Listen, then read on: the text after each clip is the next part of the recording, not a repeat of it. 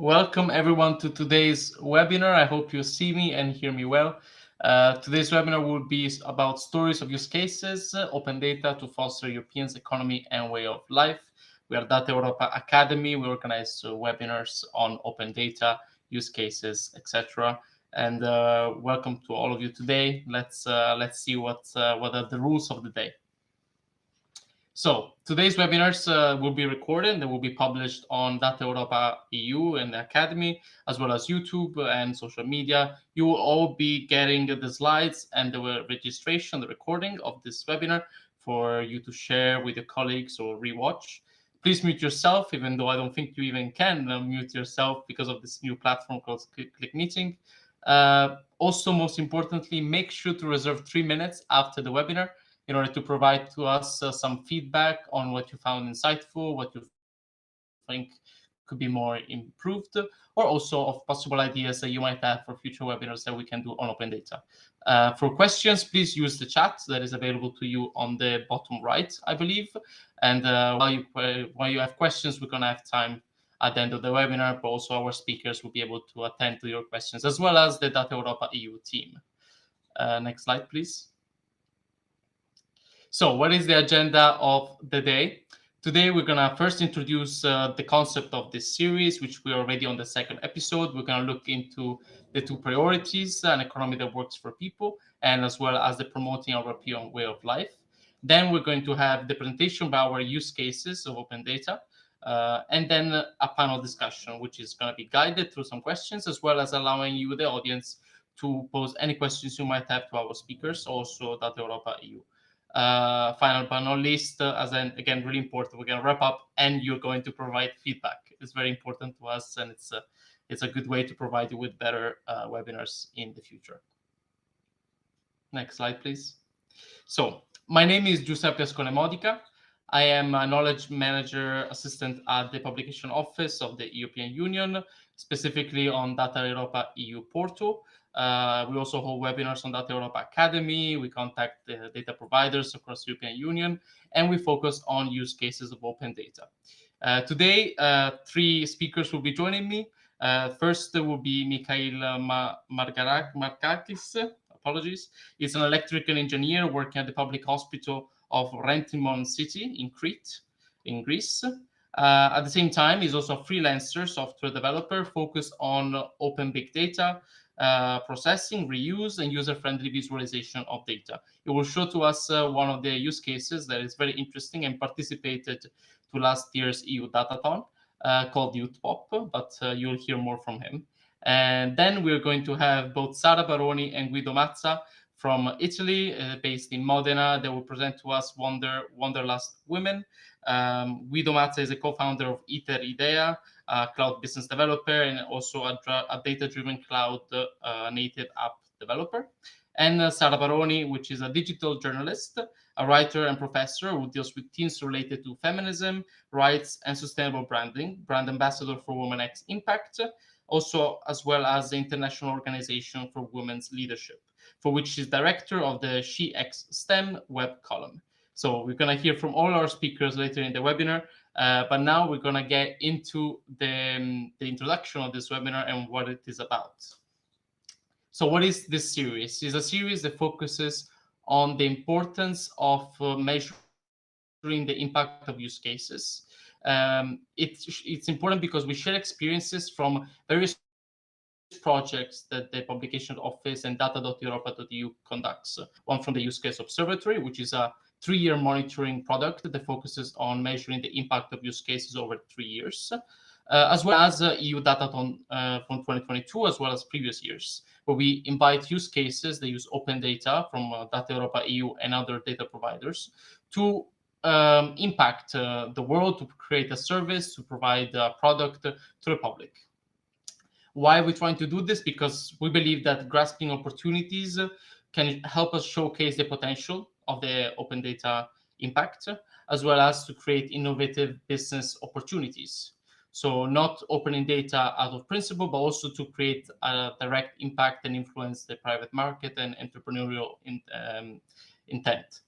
How do we want to do this? Well, today we're going to delve into social and economic development goals in the European Union and Europe, through two open data initiatives, as mentioned in the past, before in the previous slide, which also align with Commission political priorities. What are the Commission priorities that we dealt in the first edition of the stories? If you show the next slide, please.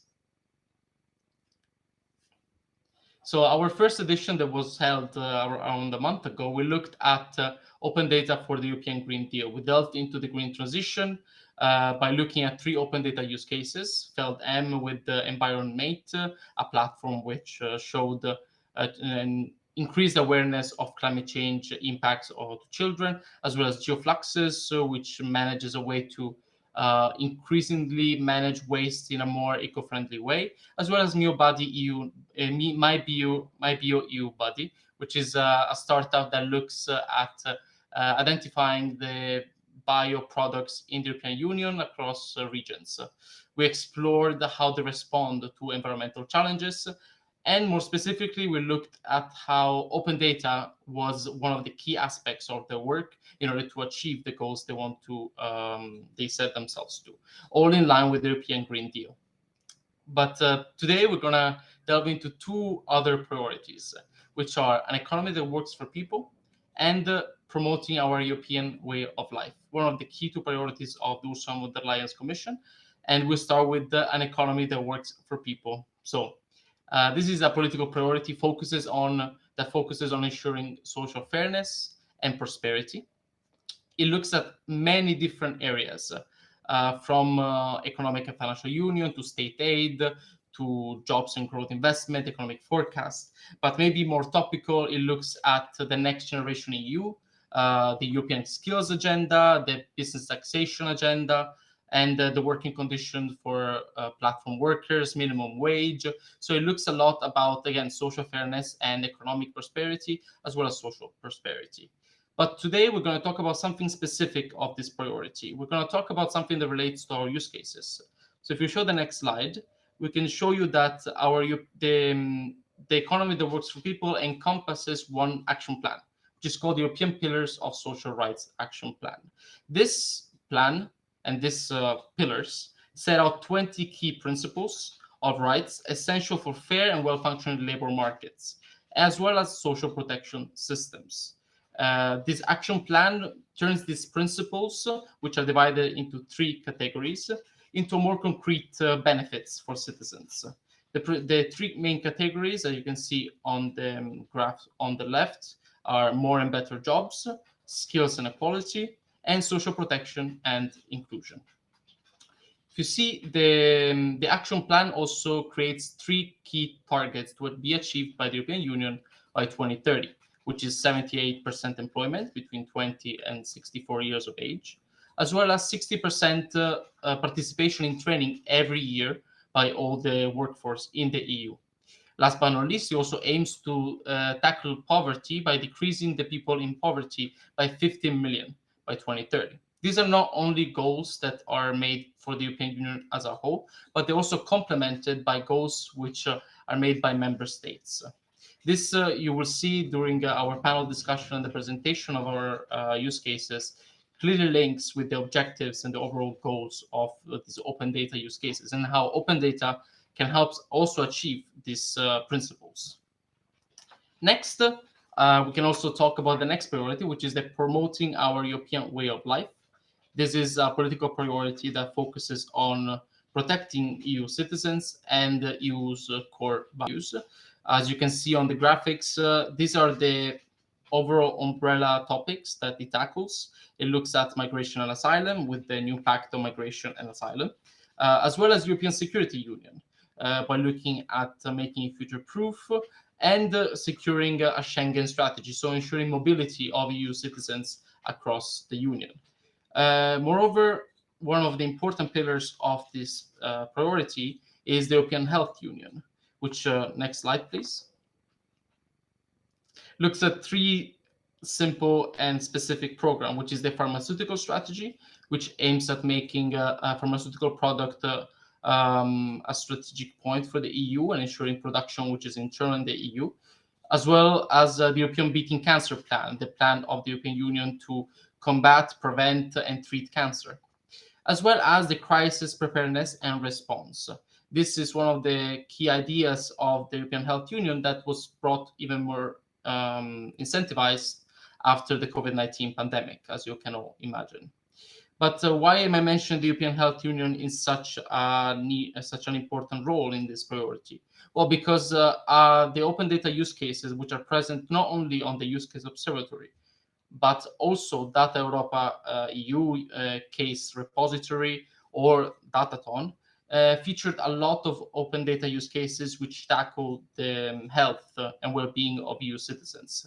Examples like Medicatio, example by Visim 360, as well as OpenActive and LHRT. These are all initiatives from all across the European Union that look at ensuring that EU citizens have better access to information, as well as improving the citizens' health. So this is very important to mention in order to understand that this webinar looks at these two priorities because the presenter today are linked directly to them, as well as showing that also other use cases which are in these reports and we study and we follow up with them are also aligned with the EU priorities, especially with the European Health Union. But enough about today's priorities. I think it's important to give space to our panelists to present to you their use cases and how they use open data to achieve their goals. First up today, we're going to have Sara Baroni and Guido Mazza. So I leave the floor to you guys. Thank you very much.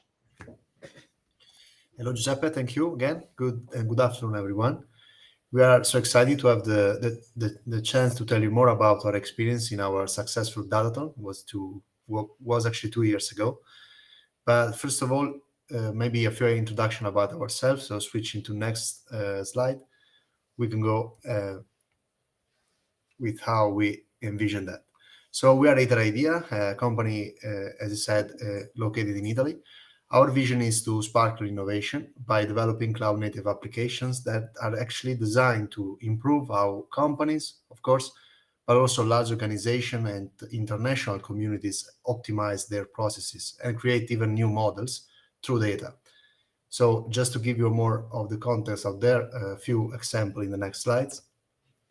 We collaborate with some Spanish partners in the field of smart cities and tourism to help them understand how the tourist flows during crowd events, and by also, for instance, a long-standing partnership with some of the universities in Europe to speed up and create a more data-driven student matching process. That was actually time-consuming first. Now, to achieve this goal, of course, we need data again.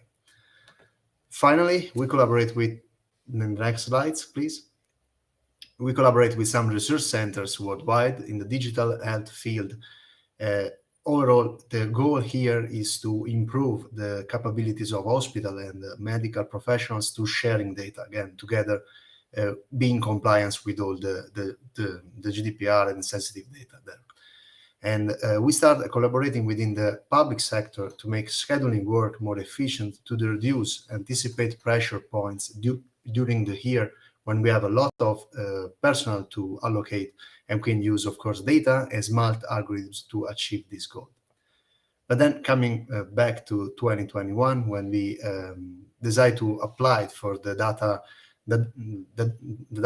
so the team was in the next slide. Sara here with me and my co-founder Matteo, we decided to use our background and our passion, in particular in technology, but also regarding to students' community, mobilities topic. So in the next slides, we have the problem that we try to solve at the time. We were in a post-pandemic scenario.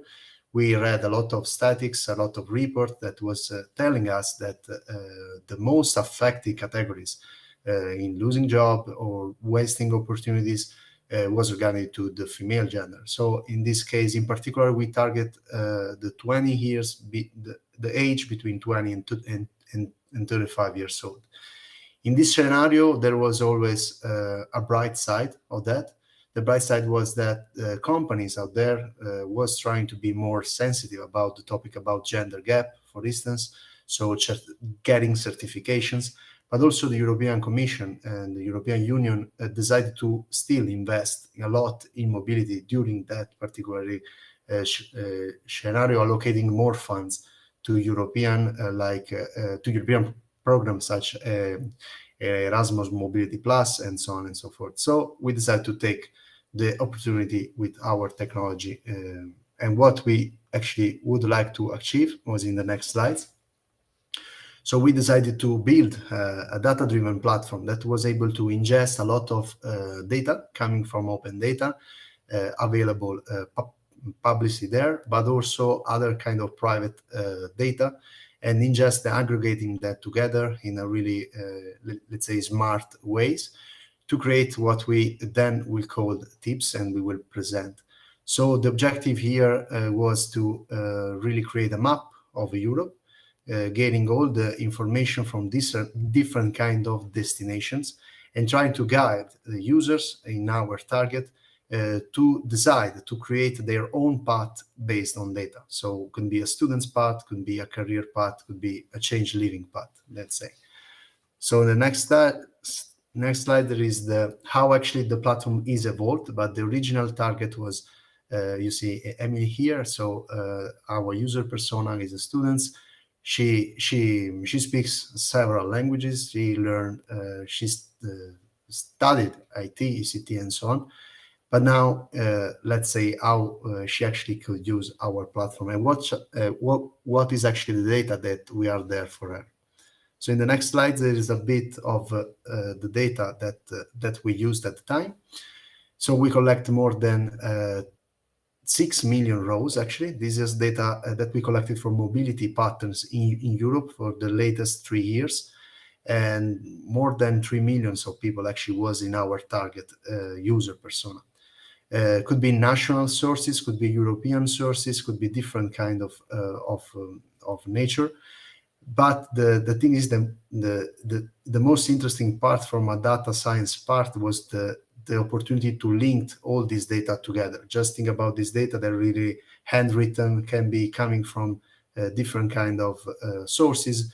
So we really need a lot of AI geolocation technologies to understand, for instance, that there were 126 ways to spot the city of Paris. So for us was really crucial to be able to understand that one piece of information was actually located there. So to achieve this flexibility and scalability, we designed in the next slide what we call tips. They're actually the way we tried to visualize, to show to our user the information that we collect. This allows us to be cities oriented and collecting data very diverse. So speaking about the quality of life, what other students from the very same region talked about a particular university that is located there, why is a good destination for guys that study ECT. Maybe there is an IT digital program there, and it was actually useful for me as well. And this would be some of the use case. Of course, the number of tips really exploded with all such amount of data you see in the next slides. And these are actually what it was looking at. So you see some of the tips that we have in the city of Dublin. Okay, the people are quite happy with public transportation, but we also have from Erasmus database actually some job internship opportunity there. So this was a really aggregating a lot of data together and creating a map that was easy to navigate for our user. So again, we need to visualize in the next slides, and we get there with a map that was more easy to see all this dashboard, and having also an algorithms that taking some parameters that the users go to input, then we can create a really personalized map to show which is the best destination, and with our tips why we think so. Next slides again. Yes, this was actually the time of, and we have, I think, a demo. Yeah, demo maybe we can run just to show. Well, it's really quick. It's 1 minute just to see at the time of our pitch, of our EU Dataton final pitch, what was the goal of the platform. So here's a bit of of introduction of the scope, that when we can enter into the platform and decide to put some personalized parameters just to see the algorithms running. So we design our use case, and at that time we didn't. And also now we do not store any personal information. So our motto there was, "Is a pleasure to meet you the first time every time." So without storing any information, you see the map now is clustering about the pin are wider if we think there is a good opportunity for you there. So in this case, the students was really into, I think, French cities and studies ECT. So we thought that giving information about the ET digital program available in French cities was a good tip for them. So Rennes, Cannes, this would be some of the information.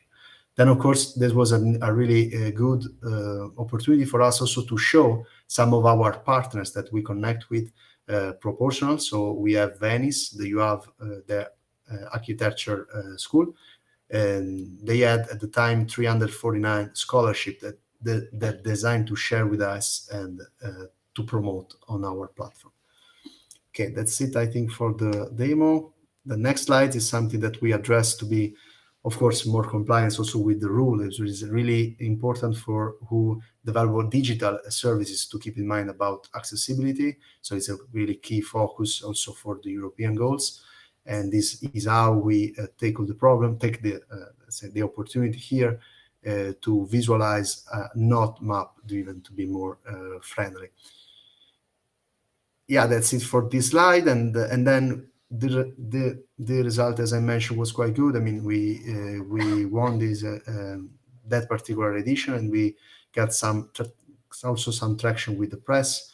We had the opportunity to be published also on Sole 24 Ore in Italy, that gave us space in the next slides to show the work of cloud expert and data-driven applications, how that could improve with technology some of the lives.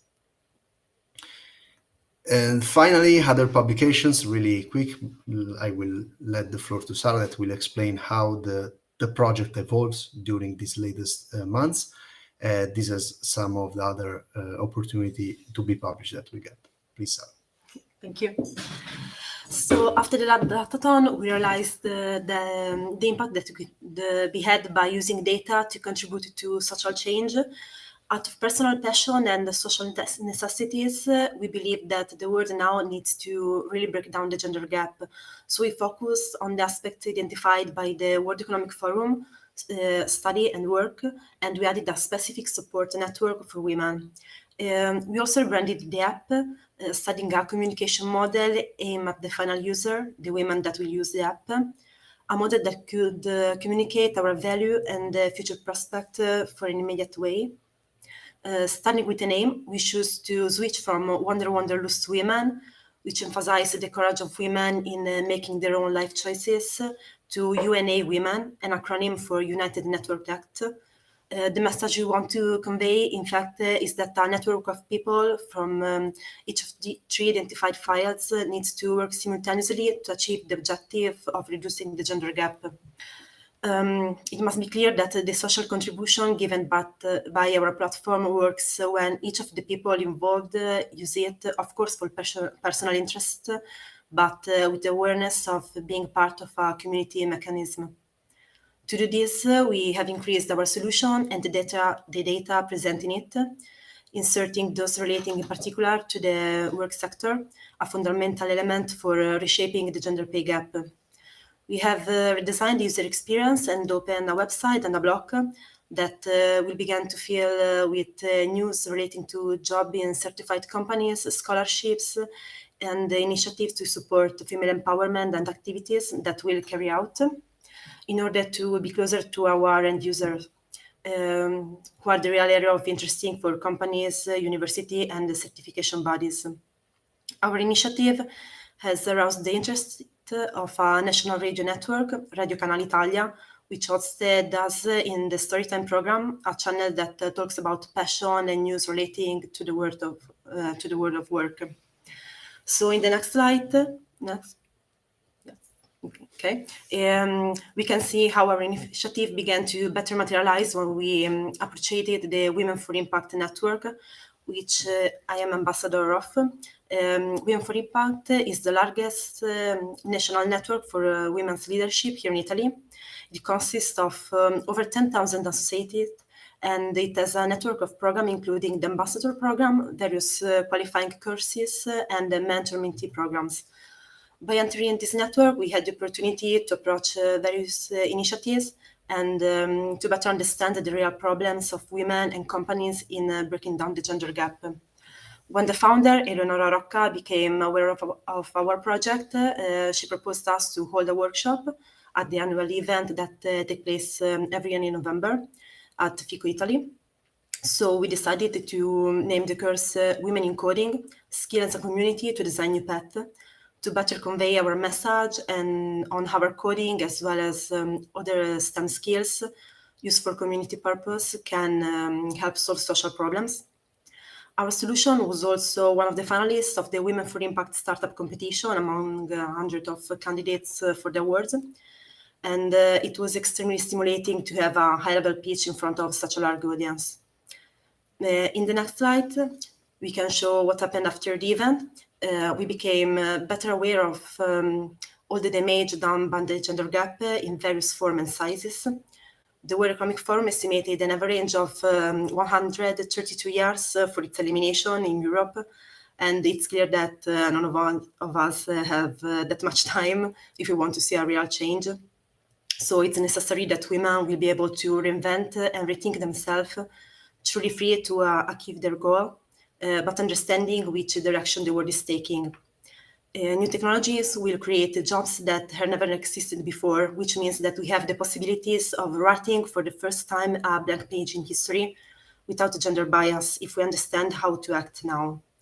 Therefore, with the communication that will begin to improve in our app and in our blog, we want to propose information that explain the importance of consciously using tools such as our app and other kind of open data platform to design a more egalitarian future. So in the next slide, we can see how the apps will work. So it's well known, some schools, some subjects launch to certain type of work and therefore independence, even the economic, as well as through political positions. Thanks to the support of the ASN and the ASN Plus program, and by reporting the scholarship offered by different university and the Ministry of Foreign Affairs, we point out the best study or internship opportunities in different European cities. So as you can see, the app will be soon available to highlight our partners for commercial reasons. Which university have the highest gender equality in their courses, students review, and or some recommendation from ambassador who may be present in some campus or universities, and some tips about available scholarship and dormitory. In the next slide, we can show how the work sector works. So the protection of women's labor rights and salary represent an acceleration to close the gender pay gap, of course. And our mission is to create an international and inclusive community of innovators who can help realize our vision for a better world. We want our women to reach their full potential, regardless of age, race, nationality, disability, or any other characteristic that make them unique.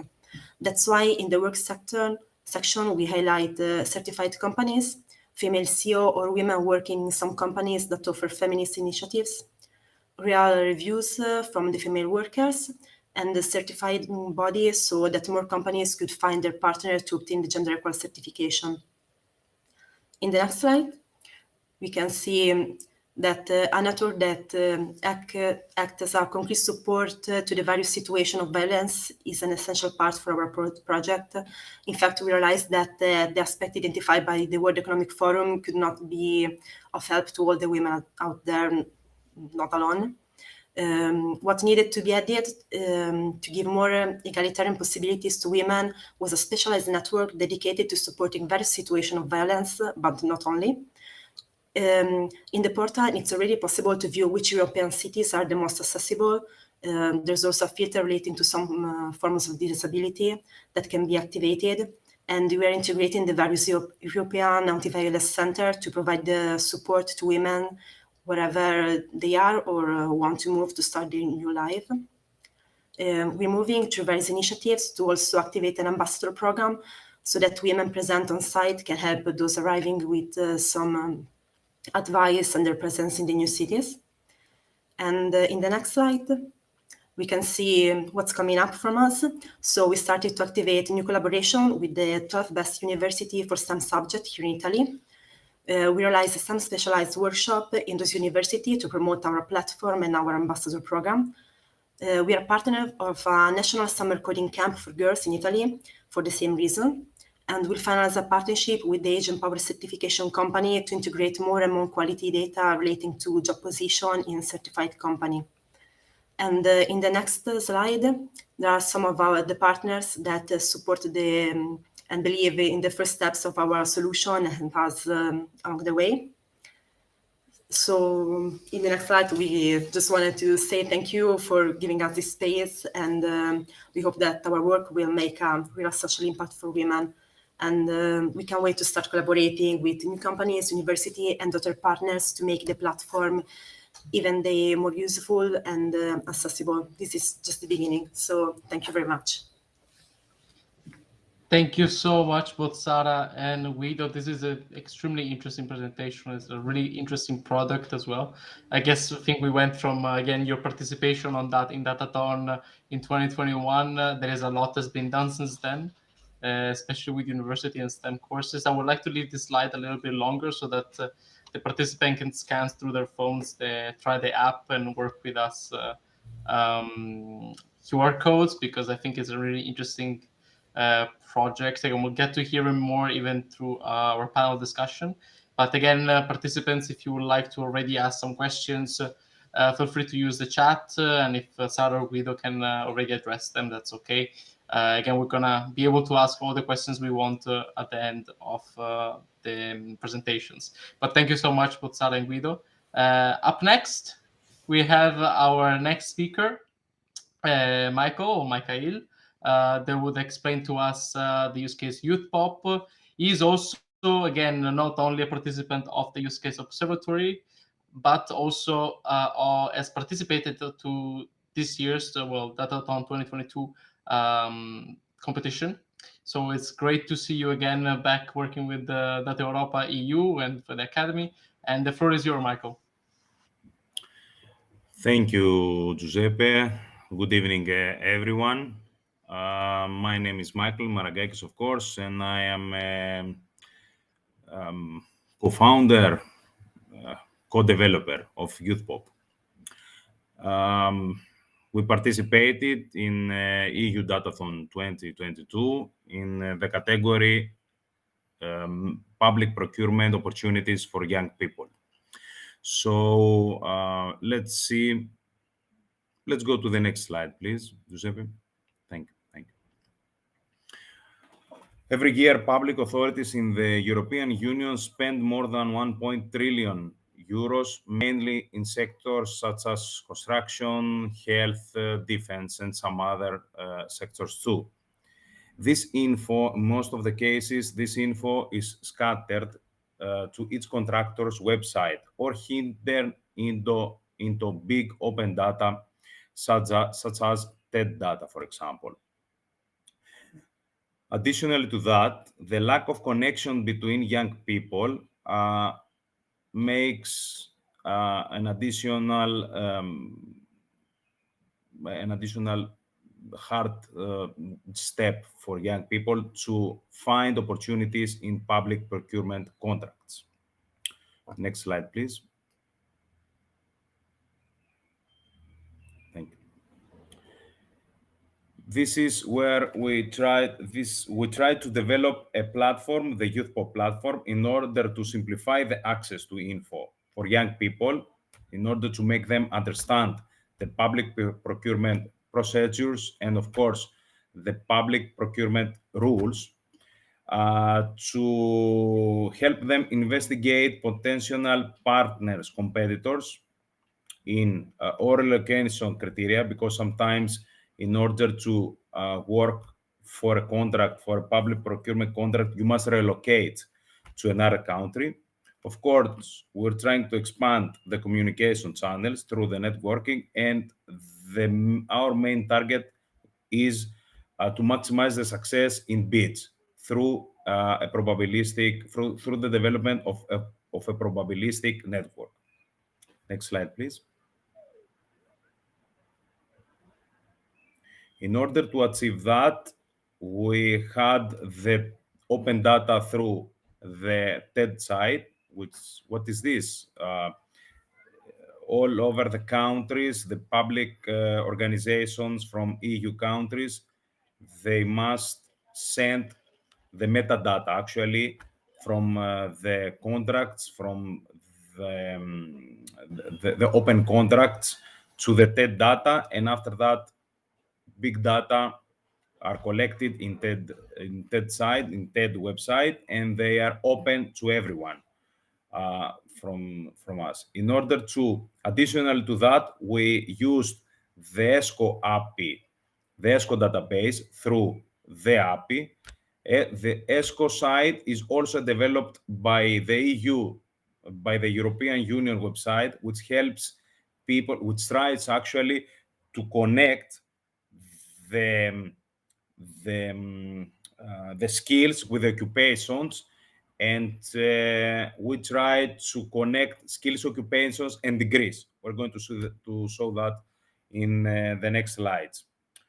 And of course, that's why we used more than 3 million contract award lines from past contracts, from awarded contracts actually, 2,000 skills, and more than 20,000 occupations in order to connect all that for the young people. That's why we're going to present the trends, the probability of success per open contract for the user. We're going to present partners, competitors per user, per contract, of course. Some basic relocation parameters, because as I told you before, you have to know in which country you are about to relocate if you win the contract, of course, and some references and skills which are connected with the ESCO API. Let's go. Next slide, please. Thank you again, Giuseppe. But who are the users? Who are the potential users of YouthPop platform? First of all is Marina. Marina is 24 years old. She is from Greece. She works as an architect engineer. She owns a small medium company, and she is visually impaired. On the other hand, Paul is 25 years old, from the Netherlands. He's a civil engineer, and he's an employee who plans to upgrade his skills in order to achieve a better position. The countries, both of them, are interested in relocating or working in countries like France, Germany, and Belgium. And of course, they are interested in providing engineering services. In order to help you, we're going to present what is the CPV, which is actually a criteria to standardize. That's my daughter.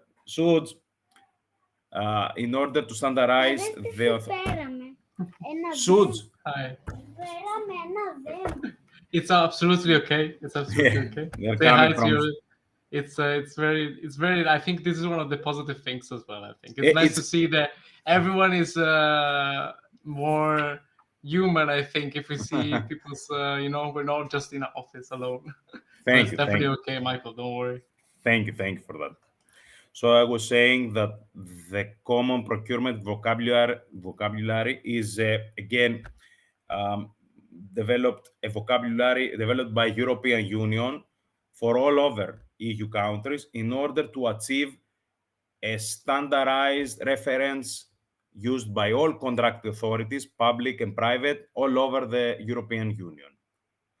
The 45 and 670 is the CPV for architectural, construction, engineering, and inspection services. Okay, and it's common for all over the European Union, for all over the contracts. Next slide, please. Thank you. Now, let's start checking the trends. We're going to present a video with popular. Marina and Paul can check the trends for the 45 main CPVs, for the 15 most popular contractors with significant activity, which means public authorities which publish a lot of contracts per year, per country, of course. 15 most popular bidders with significant number of wins, who wins the contracts actually, okay, who is awarded the contracts to whom, type of contracts, work, supplies and services. These are the three basic categories, and of course contractors activity, in which activity is each contractor public authority mainly. Okay, this for example, these are all categorized in bubbles. In this slide you can see that for this CPV, uh, can I? No, I cannot edit it. Anyway, the Marina and Paul can see the trends for all the 3 years, 2018, 2019, and 2020. These are awarded contracts. That's why we have the opportunity to present per country, per CPV, for all countries, the number, the population actually, for the CPVs, for the contractors, for the bidders, for type of contracts, and for, of course, the activity. Next slide, please. Thank you.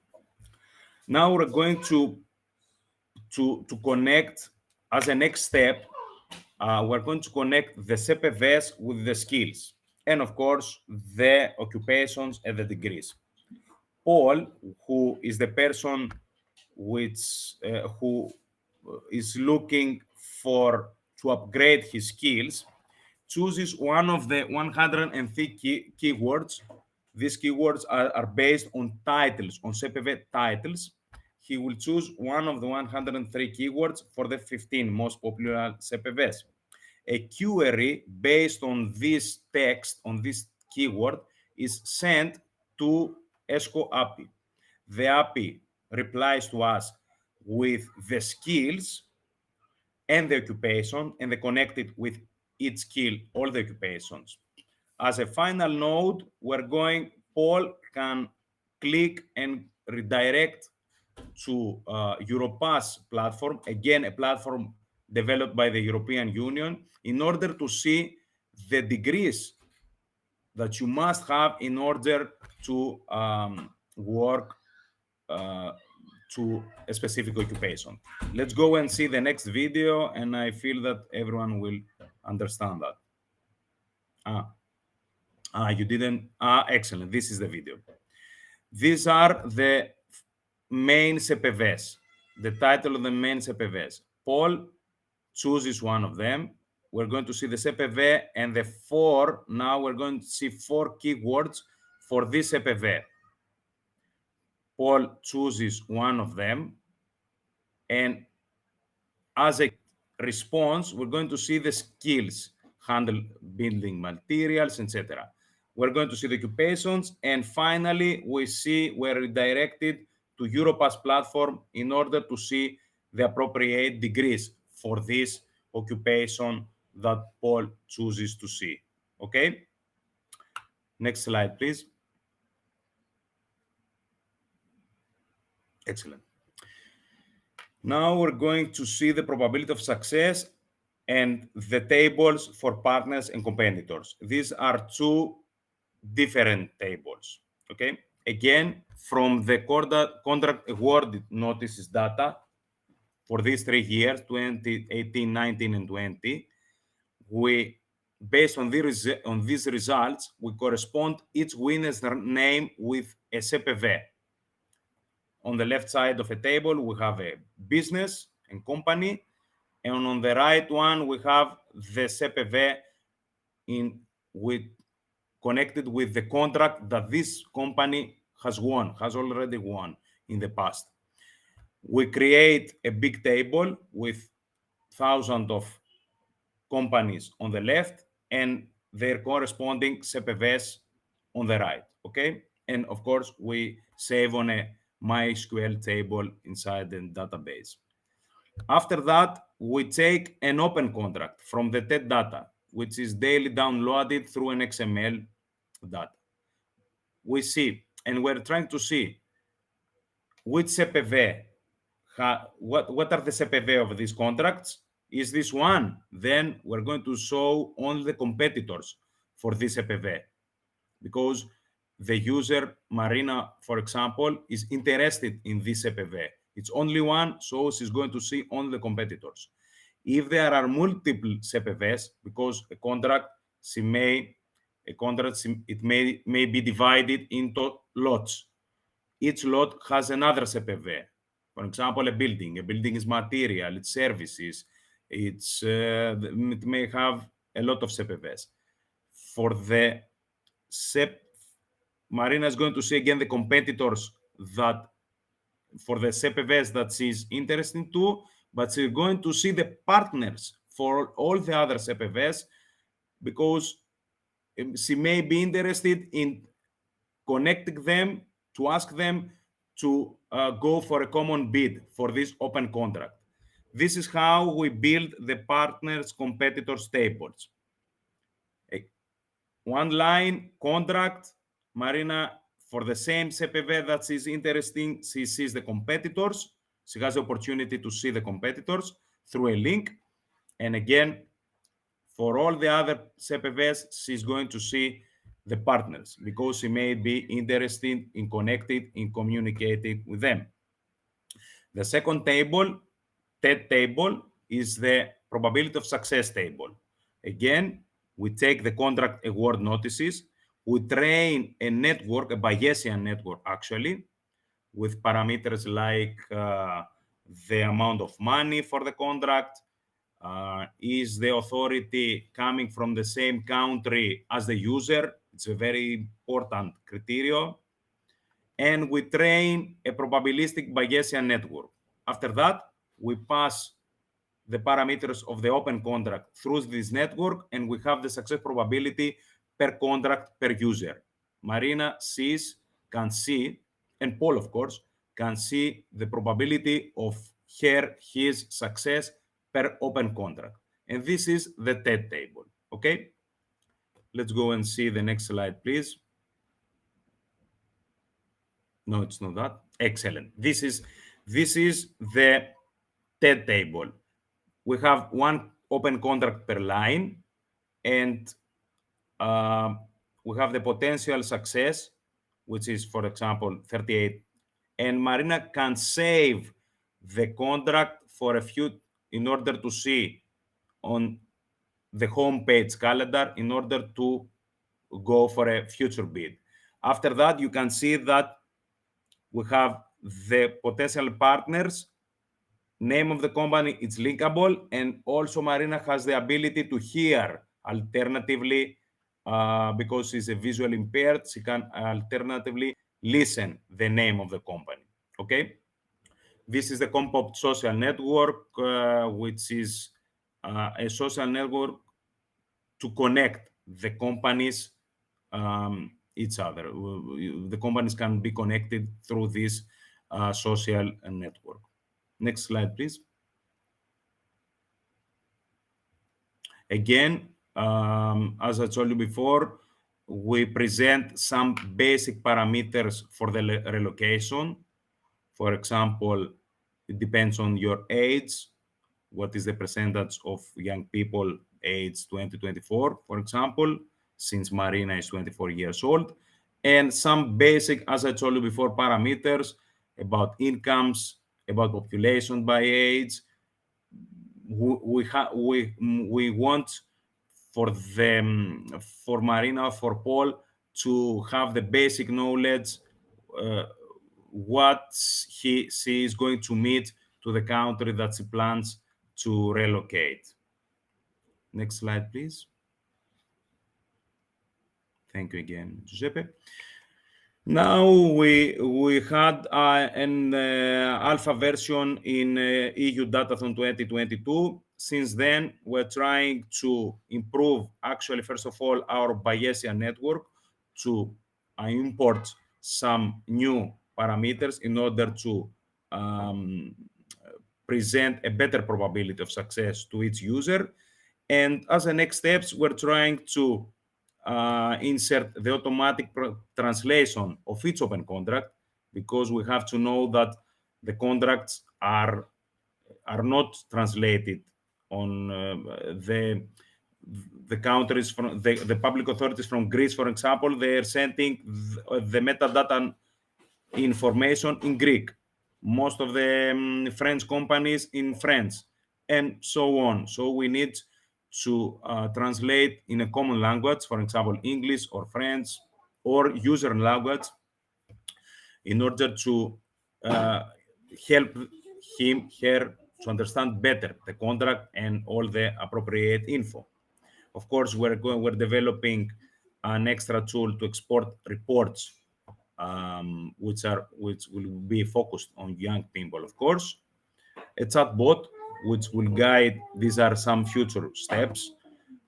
We're going to present a chatbot which will help young people from the first step up to the last step through the procurement process in order to achieve to bid, because it's not given.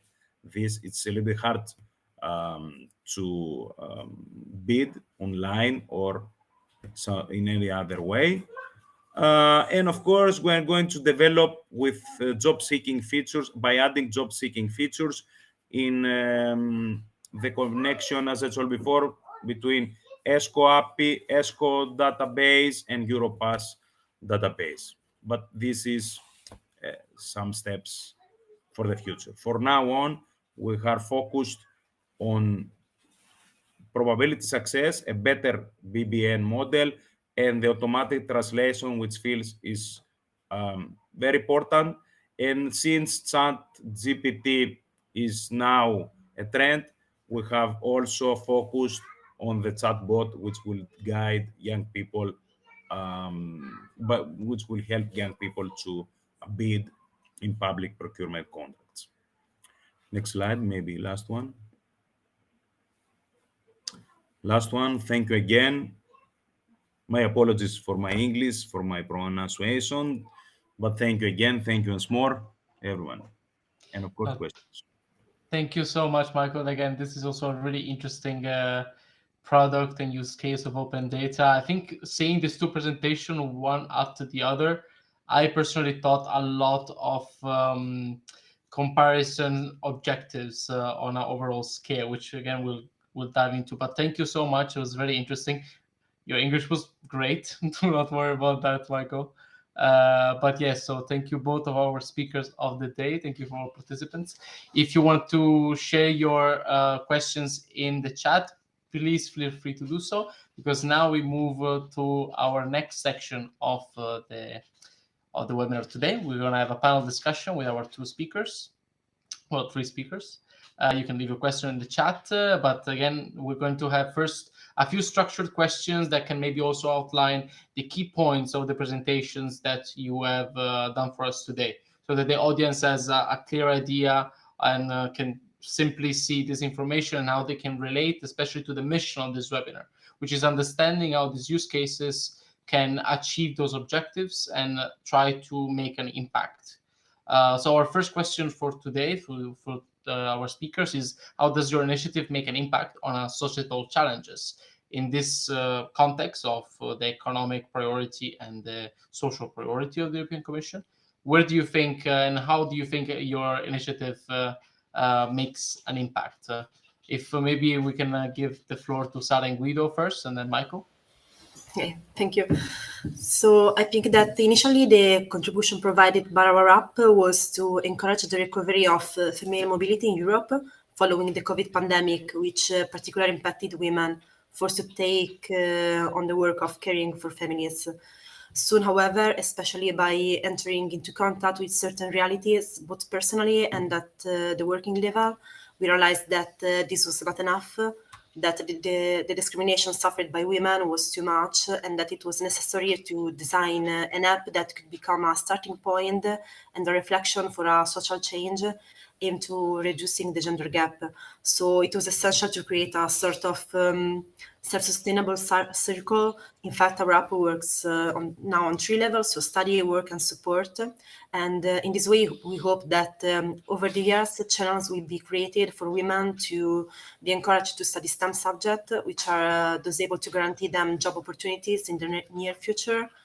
And the companies that want to get certified, also due to tax relief, will be encouraged to hire competent women from our portal, and the certification bodies will have more companies that will ask for certification. So more gender equal companies means a greater possibility of financial freedom for women.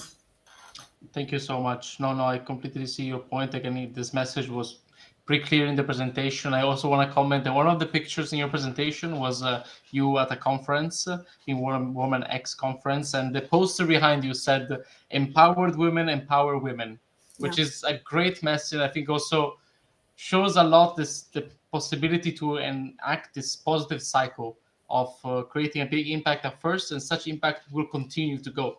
It's a cycle, and again, that message stuck to me. But yes, thank you, Sarah. Thank you. Michael.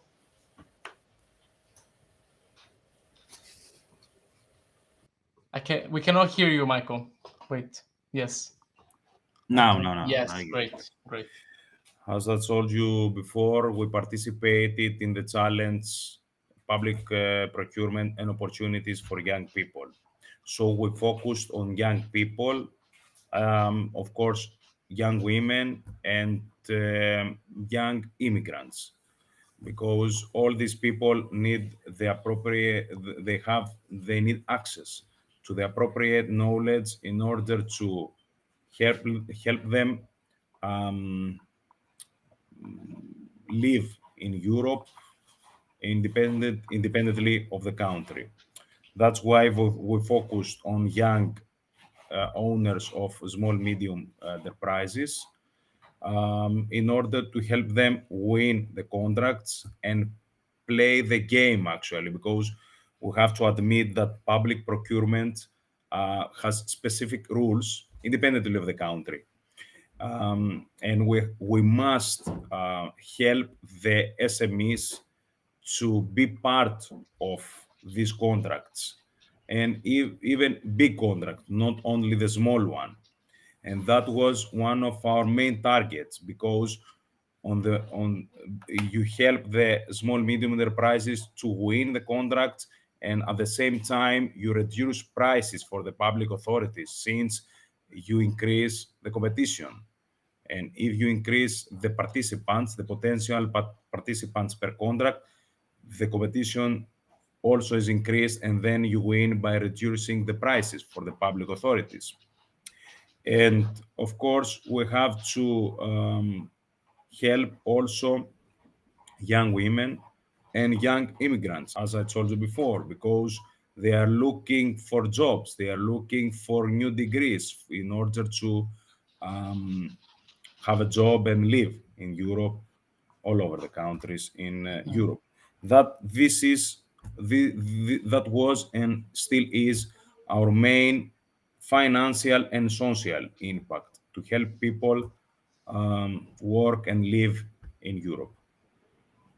Thank you so much. No, I think, again, that's the mismatch between skills and the demand for skills is something that in Europe is quite an issue. And it also is good to know that also this year for the European Commission it's been named as the European Year of Skills. Within the priority of an economy that works for people, there is European Skills Agenda. And I think skills and education are topics which, again, for your public procurement are extremely important, as well as for the application developed by Iteredea. Yes, Michael. I have to add that European Union has developed many tools, many websites, many platforms, apart from open data. And these platforms are must be connected. And this is one of the missions of Youth Pop, to connect, to try to connect all these platforms in order to combine the knowledge and the databases, mainly the knowledge that each that each platform includes into a new combined and of course useful tool for all the people, not just young people. Of This is course. one of our main targets also. Yeah, no, I feel like there is a lot of information, a lot provided by many different services of the European Commission and the European Union. I think use cases such as yours that gathers that open data to make it more accessible makes it visible, so if it's not accessible, it's sort of invisible. So it's important to have entrepreneurs and open data enthusiasts to use open data in order to actually reach the audience that it's meant to reach. So maybe for the next question, we'd like to do a big wrap of the second, third, and one question from the audience. So we wanna, again, you talked about the open data that you gather in your application during your presentation, and one of the questions of the audience was, is there any data set or any information that you wish you had access to, or you felt that was missing, or you felt that was not as accessible as it should be for improving your open data initiative? And obviously, what type of quality standards you maintain. Michael, you mentioned that the metadata of many countries is specific to their own language, and that might be a boundary to kind of cross. But yes, what kind of open data do you work? What do you feel like you would like to have access to, you don't have access to yet, and what is its quality in general? Sara, Guido. Yeah, I go with this. Yeah, we had as we previously mentioned, we mainly used the data from data.europa. We use a lot of mobility data, so use the pattern of mobility, and we try actually to identify that was a pattern there, or students, let's say, moving from Italy to a particular university or a particular city, and why. So the challenge that we faced, of course, was linked to all this data. So the quality of the data was not sure. So was, as I said, the main challenge. As we dataset would like to have probably something about the job was the most tricky one to get. So we use a lot of other sources such as Nambio or other that you just spot in our slides. But some are private data, of course, so it wasn't always so easy to get access to that. And we think that is actually the path that we are carry out now with Sarah is where the more value there. So if I go to another city, I really need to be sustainable there. So the ones that I will look for first would be something about the job. And so we felt at the time that was the most missing part, and that's why we started to take it personally, to survey and to generate that kind of data. Michael.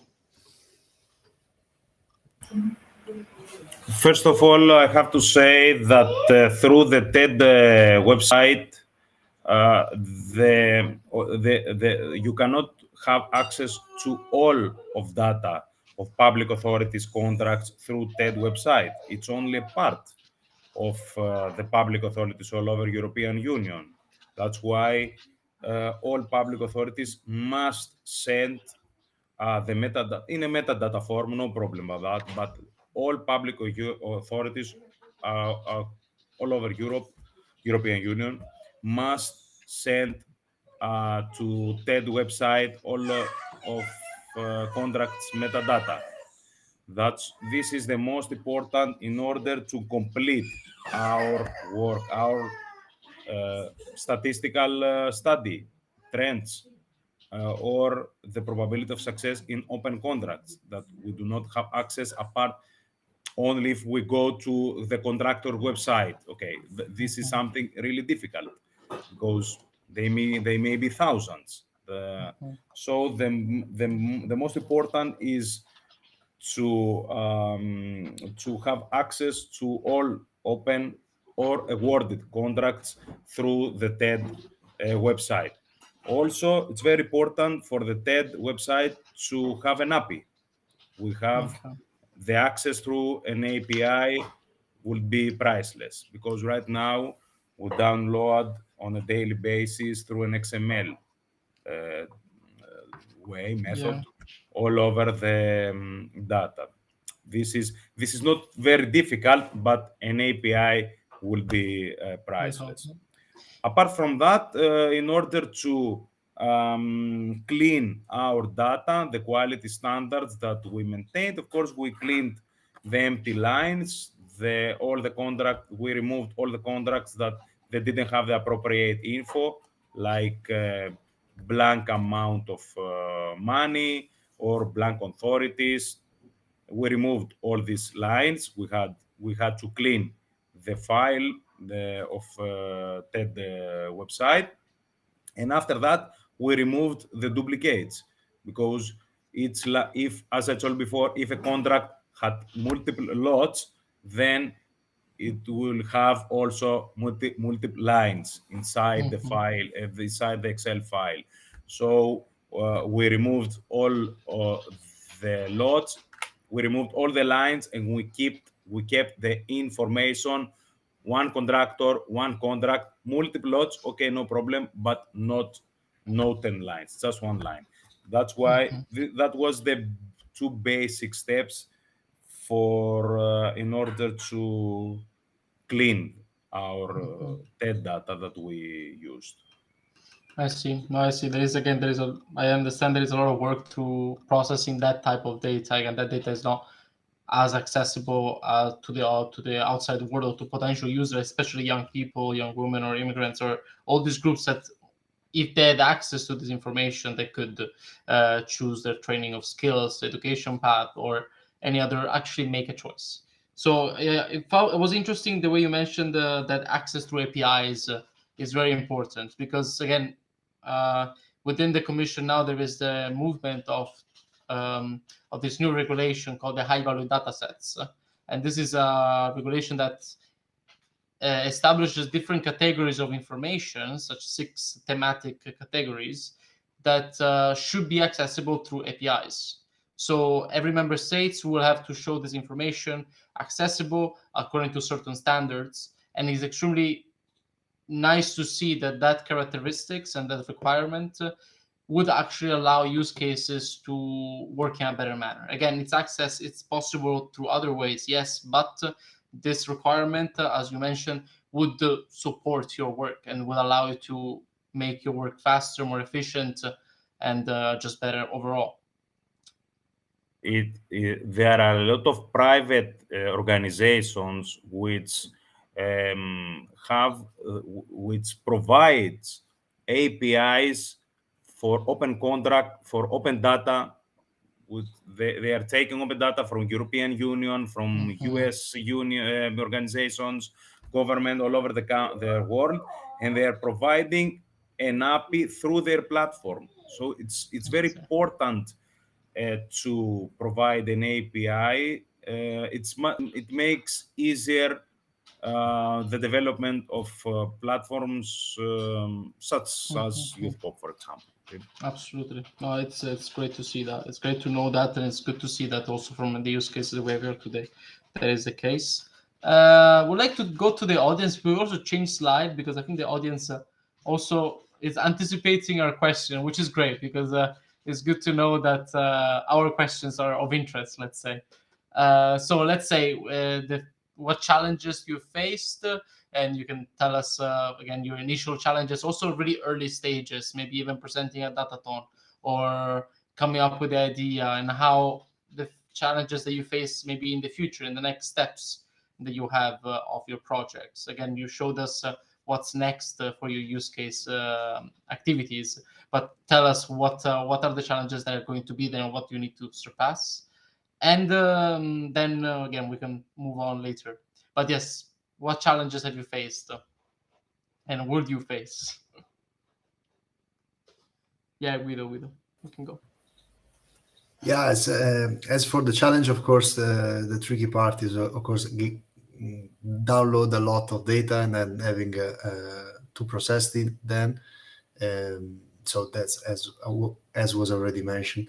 So the other part would be what I would like to have known before, or what would be useful.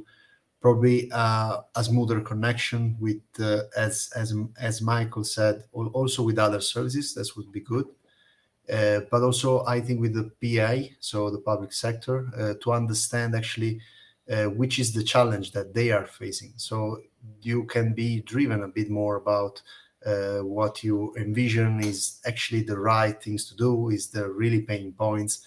So I see that from maybe other programs that are trying to do that. So giving you the data and giving you the problem they're trying to solve, maybe on mobility, on energy saving and so on.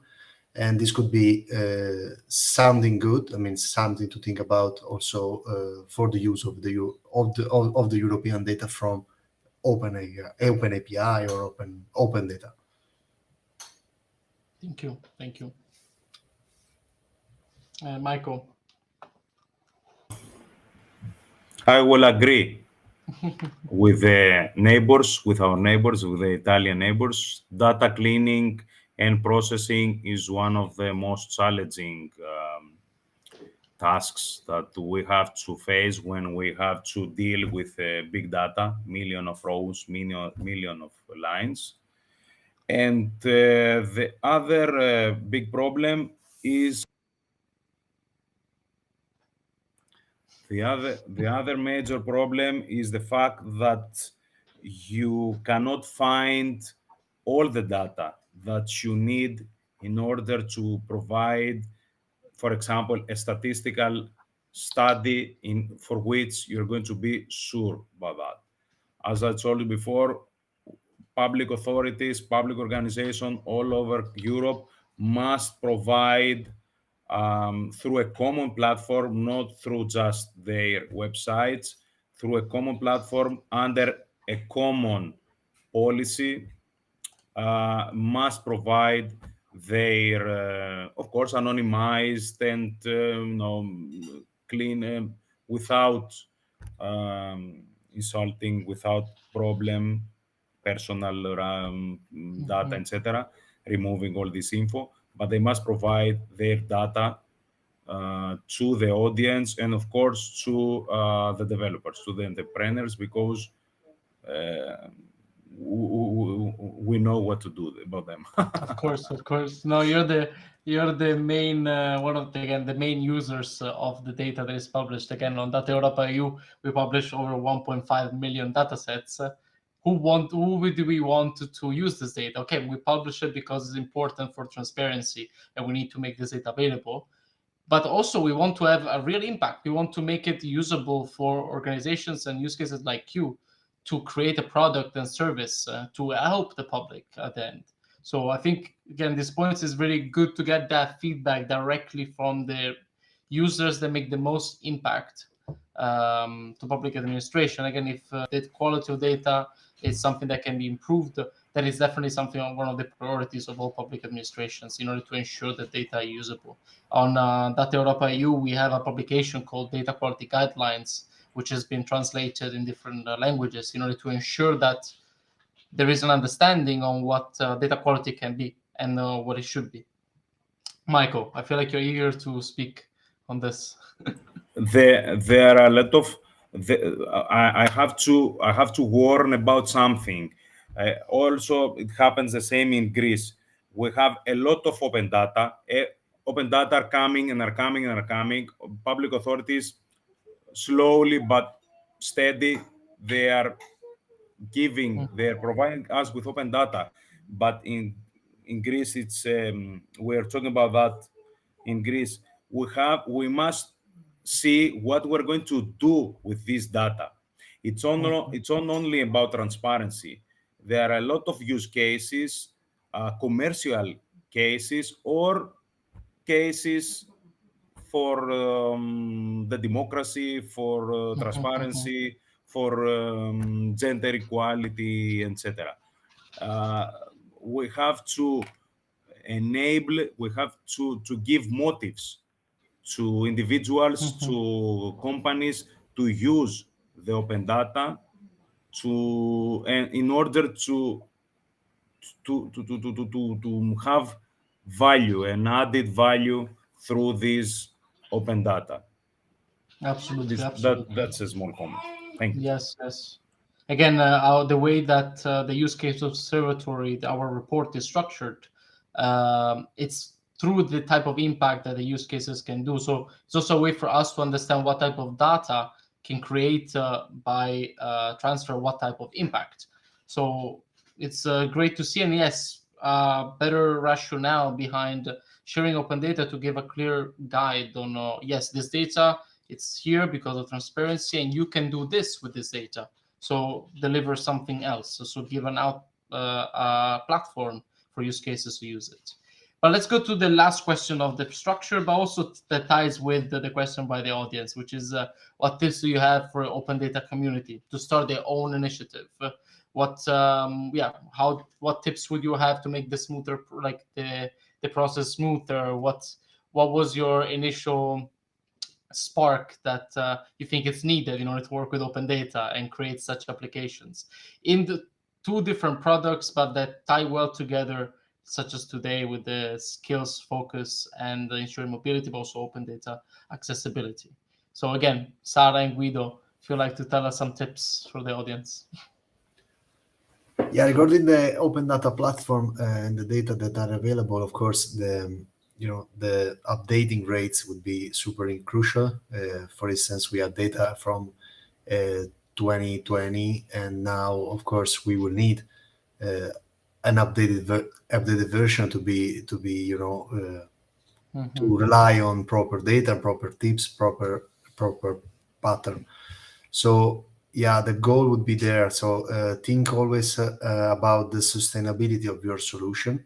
So it's not it doesn't really shouldn't be another platform.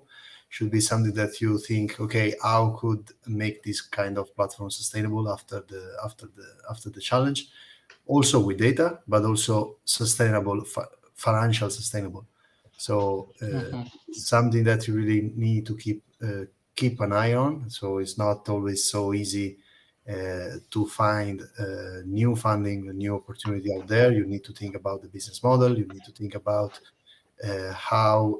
which is your target user, how you can reach them. So of course, this is crucial when you kind of design a new platform using open data. Thank you, Guido. Michael. Yes, first of all, I have to say that if you are a data to anyone who is data enthusiast, open data enthusiast, you have to check for the datathons, for hackathons, for competitions, participate in them. It doesn't have any. It doesn't matter your idea or the scalability or it doesn't matter the idea. Participate, have a team, work with them. That's the first step that everyone did in order to develop a platform and, of course, keep it alive after EU Datathon or other competitions. That's very important, because if you start something, then you want to develop it further. And even if you don't have the appropriate funding, you work alone and you deposit your time, your willing, your love for this platform. Of course, they have to study about the complexity of the parameters of each platform, big data, programming, marketing, maybe on next level. These are very important. And I will end these tips by saying, as Thomas Edison used to say, never look at your watch, just work. Amazing. Thank you, Michael. That's a great conclusion to that question. Again, I think we have some very good insights on our audience, or whoever watches is also recording afterwards, on open data and what are the common challenges. We see that through the open data that is publicly available and free of access to everyone, you can really create useful services. You can, if you have a clear idea of what you want to do, or if you have the, again, as Michael said, if you have the love for the subject and the initiative to work on it, participate, get out there, as well as thinking also obviously with a business mind, it's very, very important. And I think that also what it makes a good use case, and what it makes open data valuable, what makes open data have an actual impact.